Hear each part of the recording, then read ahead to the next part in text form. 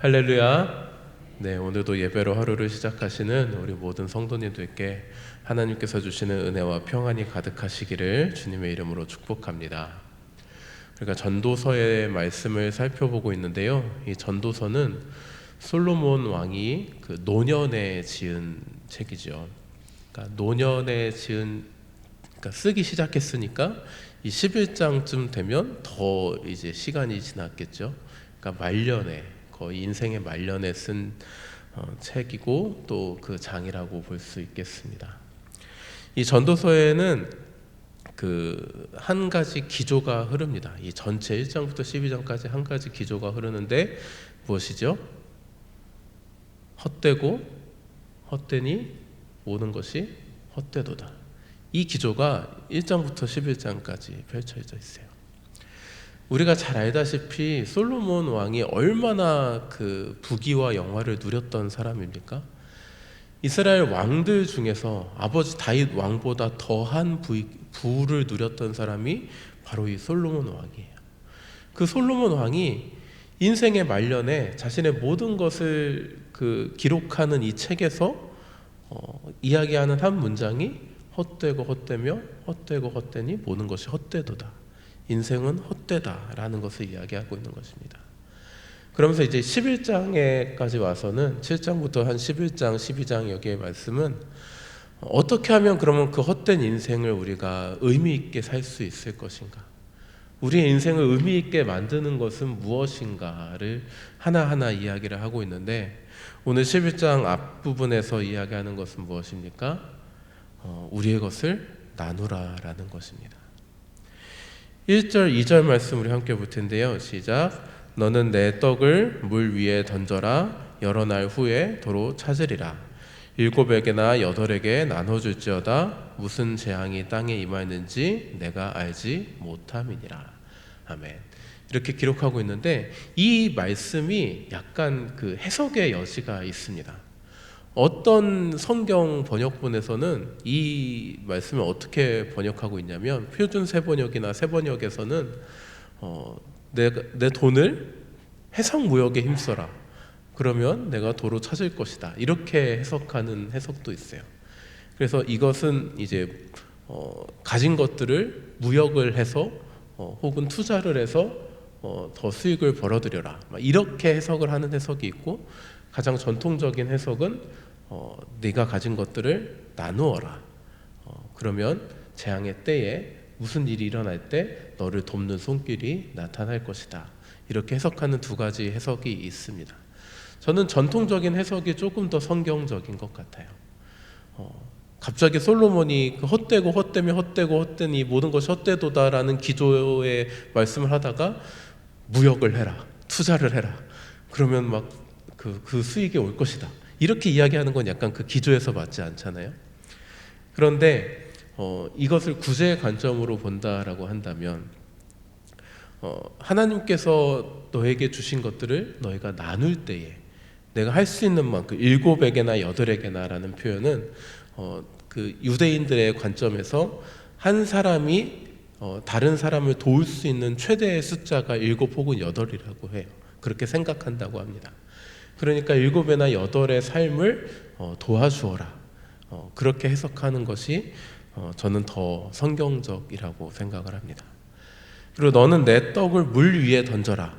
그럼 도로 찾을 것이다. 이것은 그 고대 근동 지방의 그 격언 중에 있는 이야기거든요. 내가 선행을 하면 그것이 다시 너에게 복으로 돌아올 것이다 라는 일종의 예화에서 비롯된 말입니다. 그 떡을 물 위에 던져라. 이건 말이 좀 이상하잖아요. 떡을 물 위에 던지면 어떻게 돼요?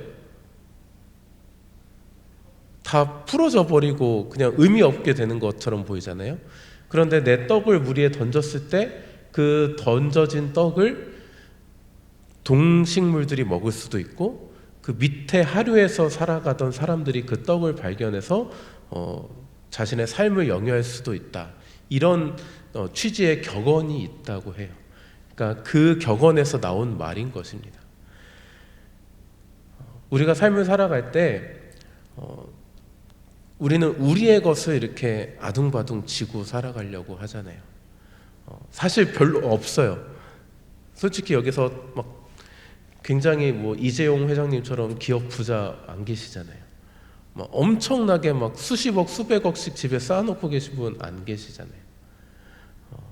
우리가 가진 것들은 사실 제한적이에요.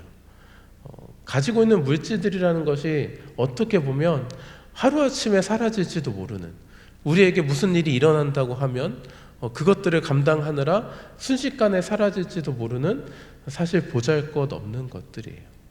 그런데 우리는 어떻게 합니까? 그 보잘것없는 것들 조금이라도 더 움켜쥐고 살아가려고, 조금이라도 더 많이 모으려고, 그래서 더 많은 것을 영유하려고 아둥바둥 살아가는 것이 우리의 인생의 모습이지 않나 싶습니다.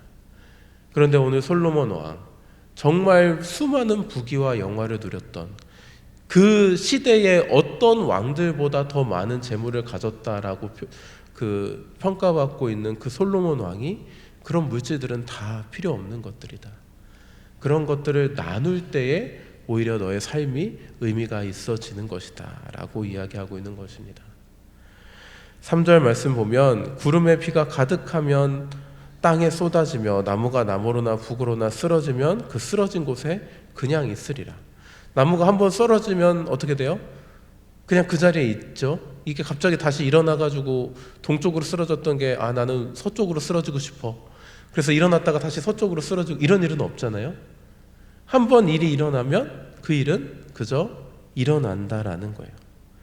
풍세를 살펴보는 자는 파종하지 못할 것이요 구름만 바라보는 자는 거두지 못하리라. 바람의 길이 어떠한과 아이벤 자의 태에서 뼈가 어떻게 자라는지를 내가 알지 못한 같이 만사를 성취하시는 하나님의 일을 내가 알지 못하느니라. 이 문장이 핵심인 것입니다. 만사를 성취하시는 하나님의 일을 내가 알지 못하느니라. 우리의 인생은 우리가 알지 못한다는 거예요. 한번 벌어진 일은 그저 벌어지는 일이라는 거예요. 인생에 어떤 것도 우리가 먼저 알 수 없고 주장할 수 없다라는 거예요. 하나님의 일은 우리가 알지 못한다라는 것입니다. 인생이 어떻게 될지 알지 모른다라는 거예요. 그렇기 때문에 우리의 인생을 어떻게 살아야 한다라는 것입니까? 베풀며 살아야 한다라는 것입니다. 내가 가진 것, 내가 혼자 어떻게든 써보려고 아둥바둥 조금이라도 더 모아서 어떻게 하려고 그렇게 사는 것이 아니라 조금이라도 선을 베풀면서, 조금이라도 나누면서 내 주변의 사람들과 두세 사람이 아니라 7, 8의 사람들과 가능한 많은 사람들에게 삶을 나누면서 조금씩 베풀면서 그렇게 살아갈 때 그 인생이 헛되지 않고 의미가 있어진다라는 것입니다. 우리의 것을 나누는 저 여러분 될 수 있기를 축복합니다. 제가 그런 경험이 있어요. 우리 이 강단에서 설교를 한번 했는데 제가 아는 선교사님, 동기 선교사님에 대한 설교를 했습니다. 그래가지고 그분의 어떤 사역과 그분이 지금 힘들다 뭐 이런 이야기를 했더니 한 두세 분의 성도님들이 감동을 하셔가지고 이제 그 선교사님한테 헌금을 하셨어요. 그래서 상당히 많은 금액에, 제 기준으로 상당히 많은 금액에 이제 헌금을 하셔가지고 제 마음에 내적 갈등이 생기는 거예요. 우리 성도님들이 제 말씀에 좋게 들어주셔서 그 분에게 헌금을 하셨는데 나는 가만히 있을 수 있는가? 내가 말을 잘못해서 나도 헌금을 해야 되는 상황이 생긴 게 아닌가? 이런 어떤 내적 갈등이 생겼지만 기쁨으로 저도 비슷한 상응하는 금액의 헌금을 그 선교사님께 함께 보내드렸습니다. 제가 무슨 돈이 있습니까? 부목사 생활이 뻔하잖아요. 상당히 그 당시에 제가 할 수 있는 최선의 것이었어요. 하면서도 제가 우리 성도님이 이만큼 하셨으니까 나도 이만큼은 해야 되겠다라는 마음으로 함께 보냈습니다. 그런데 당시에는 이거 없으면 어떡하지? 이거 없으면 막 내 삶에 큰 일이 터지면 난 어떻게 감당하지? 막 이렇게 생각, 물론 그렇게 많은 금액은 아니었어요. 하지만 그럼에도 불구하고 왜 저의 어떤 그 자신감을 지켜주는 금액 이런 게 있잖아요. 지갑에 어느 정도 돈이 있어야 그래도 마음에 든든함이 있고, 이런 것처럼 그 나를 지켜주는 돈이라고 생각했던 그 돈이 사라졌을 때 나는 어떡하지? 라는 마음이 있었는데, 그 마음은 정말 금방 사라지더라고요. 그거 없어도 살더라고요. 또 어떻게 채워지더라고요. 내가 이거 아니면, 이 돈이 없으면 나는 죽을 것 같아, 이 돈이 없으면 나는 삶을 살 수가 없을 것 같아 라고 생각하는 불안감이 우리에게 항상 있지만, 사실 그거 없어도 사라지더라고요. 그거 없어도 그걸 선한 일에 사용했을 때 하나님께서 선하게 갚아주시더라고요. 오늘 그 1절의 말씀, 여러 날 후에 도로 찾으리라. 네가 다시 찾을 수 있기 때문에 구제하라, 이런 의미가 아닙니다. 구제했을 때 하나님께서 더 선하게 갚아주신다라는 거예요. 이 믿음이 우리 안에 있었으면 좋겠습니다. 조금 없으면 어떻습니까? 대신에 그 없는 거 가지고 그걸 누군가에게 전했을 때 그 사람이 훨씬 더 풍성하게 살아갈 수 있잖아요. 돈의 가치는 다 다르잖아요. 저한테 10만 원이 엄청 큰 돈이라고 한다면 어떤 분에게는 10만 원은 그저 밥 한 끼 사용하는 돈일 수도 있어요. 그 돈의 가치는 상대적으로 다르지만 그것이 전달되었을 때 그 상대방에게 그 나의 작은 돈은 엄청 큰 돈일 수 있다라는 거죠. 살아가면서 내 것 너무 그렇게 주장할 필요 없고, 내 것 너무 그렇게 막 손아귀에 놓지 않으려고 힘줄 필요 없고, 그 손을 놓았을 때 그것을 내 주변 어려운 이웃들에게 나누며 살아갈 때 하나님께서 더 풍성한 것으로 우리 삶 가운데 채워주실 줄 믿습니다. 믿음 가운데에서 내 손을 펼쳐서 우리 이웃들에게 사랑을 전하는 저와 여러분 될 수 있기를 주님의 이름으로 축복합니다. 후반절 말씀을 보면 젊은이들에게 주는 교훈이라고 해서 9절 10절의 말씀이 나오는데요. 이 9절 말씀을 보면, 청년이여 내 어린 때를 즐거워하며 내 청년의 날들을 마음에 기뻐하여 마음에 원하는 길들과 내 눈이 보는 대로 행하라. 즐겁게 인생을 살아라. 네가 마음에 기뻐하는 대로, 마음이 원하는 대로 내 뜻대로 살아라 라고 솔로몬 왕이 젊은이들에게 이야기하고 있습니다. 젊었을 때 너 하고 싶은 거 다 하면서 살아. 젊었을 때 네가 원하는 것들, 해보고 싶은 것들 다 하면서 살아라. 이 이야기 솔로몬 왕만 하는 게 아니죠. 그 어른들도 그런 얘기 많이 하시잖아요. 야, 너의 젊음이 얼마나 좋은지 아니? 너 젊었을 때 도전도 해보고 하고 싶은 것도 다 해보고 경험도 많이 쌓아보고 뜻대로 인생을 즐기면서 살아라고 우리 그 어르신들이 많이 젊은 사람들한테 그렇게 격려해주고 조언해 주시잖아요. 그런데 오늘 솔로몬 왕의 한 문장이 더 붙어 있습니다. 우리 함께 읽을까요? 그러나 시작. 그러나 하나님이 이 모든 일로 말미암아 너를 심판하실 줄 알라. 이 이야기는 비단 젊은이들에게만 해당되는 이야기가 아닌 것 같습니다. 우리가 하나님께서 우리에게 인생을 주셨을 때는 그 인생을 즐기며 행복하게 살아가라고 우리에게 인생을 주셨어요. 그저 로봇처럼 기계처럼 시키는 일만 하면서 살아가라 라고 하시는 것이 아니라 너의 인생 가운데에서 즐겁고 행복하게 누리면서 살아가라 라고 말씀하십니다. 7절 말씀 보면, 빛은 실로 아름다운 것이라 눈이로 해를 보는 것이 즐거운 일이로다. 이렇게 아름다운 세상, 인생의 즐거움이 우리 안에 있다라는 거예요. 사람이 열해를 살면 항상 즐거워할지로다. 즐거워하는 인생을 살으라는 거예요. 그런데 거기에 하나 더 붙습니다. 캄캄한 날들이 많으리니 그 날들을 생각할지로다. 다가올 일은 다 헛되도다. 그러나 하나님이 이 모든 일로 말미암아 너를 심판하실 줄 알라. 무슨 말씀입니까? 인생을 즐기되 내가 하고 싶은 대로 원하는 대로 뜻대로 살아가되 어디 안에서 살아가라? 하나님의 뜻 안에서 살아가라라는 것입니다. 하나님의 기준 안에서 살아가라라는 거예요. 하나님께서 바라시고 원하시는 길 안에서 인생의 자유와 행복을 누려라라는 것입니다. 그것을 벗어나서 누리면 어떻게 되는 거예요? 심판이 임할는지 모른다라는 것입니다. 우리가 하나님께서 우리에게 수많은 자유와 여러 가지 것들을 베풀어 주셨어요. 그 안에서 얼마든지 우리의 삶을 즐기며 행복하게 우리는 살아가야 하겠습니다. 그것이 하나님께서 우리에게 주신 은혜이고 또 명령입니다. 우리는 그 명령에 따라서 인생을 행복하게 살아야 될 의무가 있어요. 그런데 행복하게 살아간다라고 해서 그것이 내 뜻대로 내 마음대로 살아가라라는 이야기는 아닙니다. 누구의 뜻대로?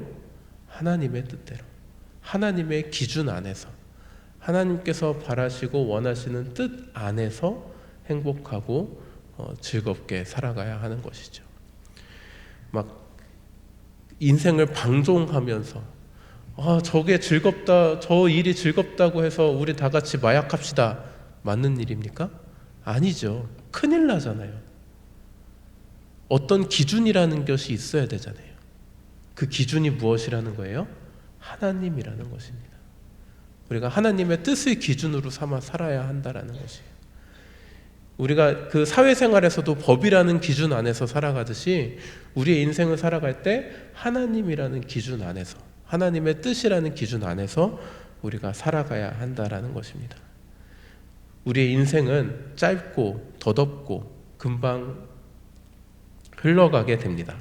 10절 말씀에 후반부에 보면 어릴 때와 검은 머리의 시절이 다 헛되니라. 금방 지나간다라는 거예요. 다 헛되다는 거예요. 젊음 한순간이라는 거예요.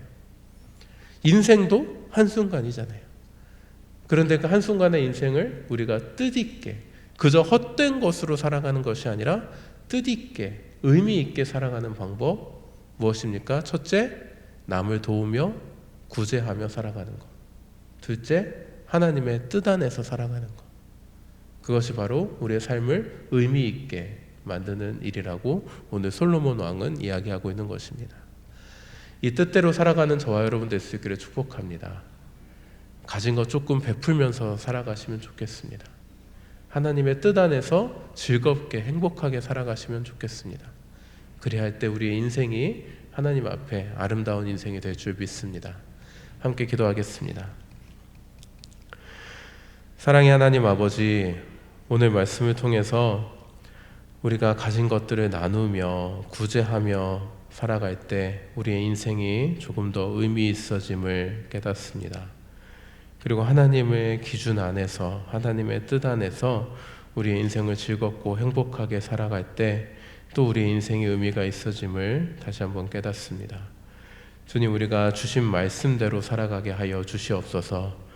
오늘 하루의 삶을 살아갈 때 조금 더 하나님 앞에 베풀며 살아가는 우리가 되게 하시고, 우리의 가진 것을 조금이나마 내어놓고 서로를 사랑하며 우리의 사랑을 이웃들에게 전하며 살아가는 우리가 되게 하여 주시옵소서. 오늘 하루의 삶도 주님 뜻 안에서 행복하고 즐겁게 기쁘게 하나님께서 주신 인생의 날을 살아가는 우리가 되게 하여 주시옵소서. 그리할 때 주님께서 우리의 삶을 기뻐 받아주시고 주님께서 영광 받아주시는 줄 믿습니다. 우리의 삶을 통하여 주님 앞에 올려드리는, 우리의 삶을 올려드리는 오늘의 삶이 될 수 있도록 주님 인도하여 주시옵소서. 주님, 우리 지체들 가운데에 몸이 아파서, 마음이 아파서, 또 물질적인 어려움 때문에 고통받는 주님의 지체들이 있습니다. 주님, 찾아가 위로하여 주시고 긍휼을 베풀어 주시옵소서. 몸이 아픈 자들 하루속히 회복되게 하시고, 물질적인 어려움 주님께서 채워주시고, 마음이 아픈 자들 주님 찾아가셔서 그 마음을 어루만져 주시옵소서.